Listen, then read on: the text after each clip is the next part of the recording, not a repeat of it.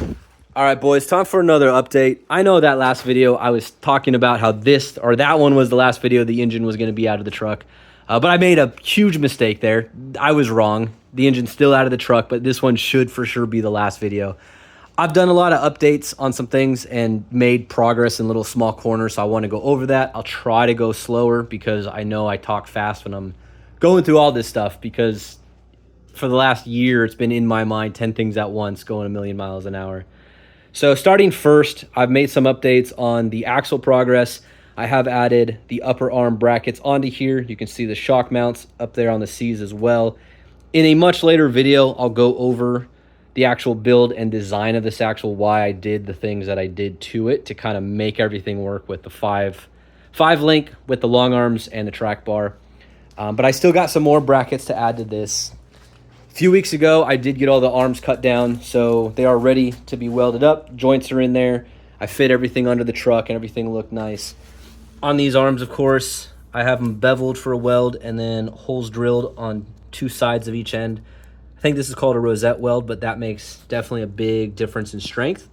I do have taps for these because you don't want to weld these with the joint in there because everything does shrink quite a bit. So you always want to run a tap through, because even on taps, if I'm burning hot enough, the tap is super hard to get through. So I always run a tap through. I have taps for that. I have taps for the track bar to clean up those threads once everything does shrink down. So those are done. Last video, I got done with the engine. It wasn't painted yet. I did throw a coat of paint on here. I would love to be able to afford powder coat for absolutely everything like some guys do, but I don't have that kind of money, nor do I want to spend it towards that. Quality powder coat does last you a long time, and it serves you a lot. On this truck, I'm trying something new. I've usually used Rust-Oleum or that chassis paint from like O'Reilly's and everything. On this build, I've been using the Eastwood 2K Aerospray. This one's for the chassis, so I'll probably paint my axle in that, and of course the frame. For on the engine, I did use engine enamel, but still the 2K version. So we'll see how long that lasts up. Most of the paint I seem to do, it'll flake off with like salt spray and all that stuff. On these sliders, I've had these sliders on here for so long now, and I would say the paint has held up pretty good besides the scratches of getting in everything. But all that is, I think, is Rust-Oleum etching primer and then the top coat of the VHT chassis spray. That's it. I usually do a gloss because after the sun and UV breaks it down, it looks like a satin black. So that's kind of the route I've gone there. Other things, if you saw that other video, I added a fleece sending unit here because on the fuel lines itself, I'll be running a -10 pickup to the lift pump on the side of the block, and then from there I'll go 8 to the injection pump, and then from the injection pump to the return, it's going to be 6. But those are all the fuel lines I'll be running there. It's going to feed it very nice, keep that fuel speed very low so it's not going to cavitate. So that'll be good, and I'll wait to throw this tank back in. I've got a few other things on the frame I want to weld on, but I did all my interior welding, and let me actually get to that now. As you can see, I do have a hoop in here, and I posted on Instagram what it actually looked like, but you can see how tall it actually sits in the frame, which I think is perfect. It'll clear the hood. I've had the hood lowered, and there's about an inch from here to the hood, so I should be good there. Once I get the engine in and I can fit up a support from tower to tower, just because of the leverage, you need some kind of support on there, then I'll actually weld it to the frame once I get everything finalized and see how things look. But on the actual thing, this is 2-inch quarter wall, and then this is a 3/8 plate. I did a root pass and then a pass above that. And I do have this indexed. You can see these rectangular holes. This is where my hydro bumps will actually be mounted. So I have other brackets that'll key in there, and then I just got to figure out the height. I can't throw the axle in here yet until I get the engine in, because the number one thing that I was trying to figure out for clearance was the oil pan. I have the drag link that's being stuffed up, as you can tell by the notching in that frame, and then that hydraulic cylinder itself. So I got to get the engine in here, see the clearances. Once I get there, I will box that C area. But for now, that's done. I'm not gonna figure out where those bumps go until then, so that's the next place. But the arms themselves should be extremely strong. And then with that third bumper in the front, if you look, Casey, if you follow him, he cut this kind of like a diagonal there. But since these are so much more exposed, I want to be able to make them rock proof if I'm dragging them on rocks. So I cut it there. I have this about 1/4 inch piping that I'll fit in there, weld that, and then I'll probably put some more plate on this side just so I can land on rocks and nothing's gonna get mangled up or bent up. But that's my plan on there. I got to do that at a later date because I need gas for the welder. I ran out.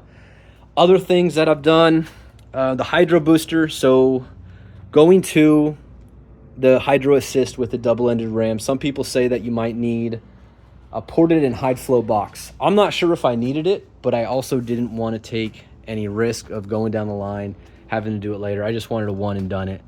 So this is a high flow and ported hydro booster, and you can see the clocking orientation is a little bit different. This is down low where it's normally up higher on these second gens because they do come with one in the later years.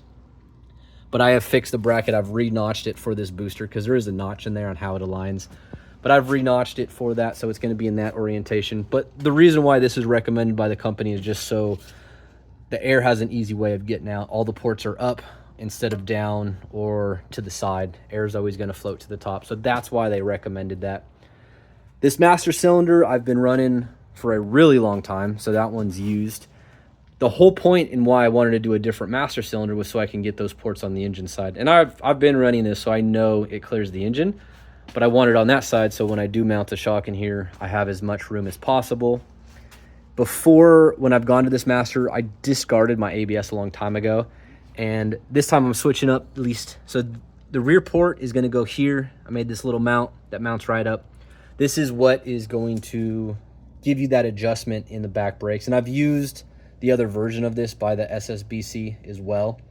But this is going to go there. I'm going to have my front brake lines come down here, go down the frame, and then I'll have them split down by the long arm brackets because then I'll have the hoses go on the upper arms on both sides. So then you don't have just this droopy kind of brake line in the front to get caught on something. I'll have it follow those upper arms, go right to the knuckle, and that'll be the cleanest setup.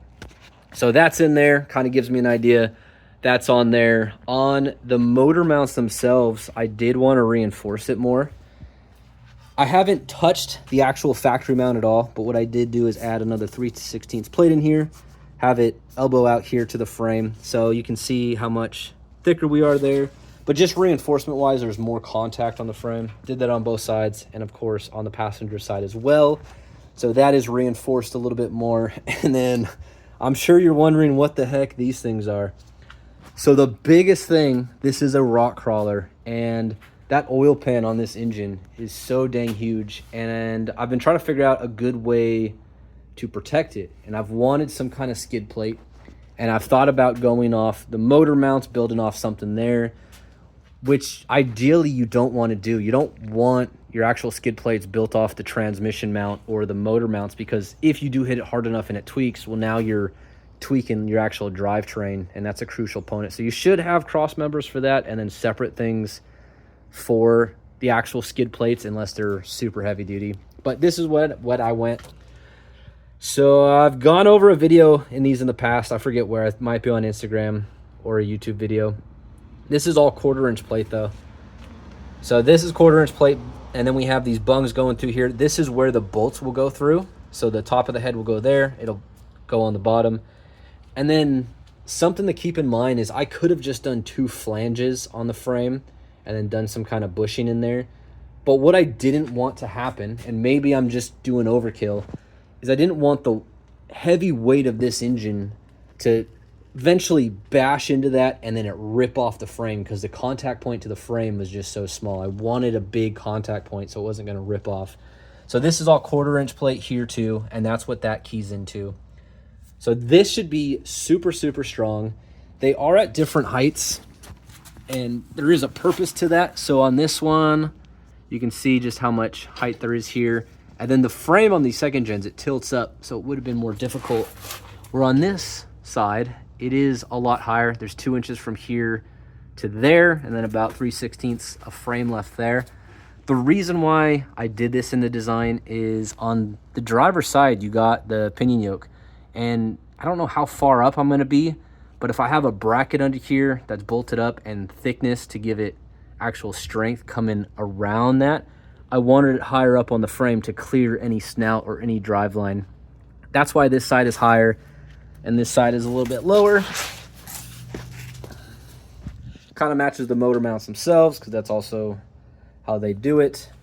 And don't get disoriented by this one going that way and this going there. The motor mounts are tilted back a little bit. That's just how they are in most vehicles.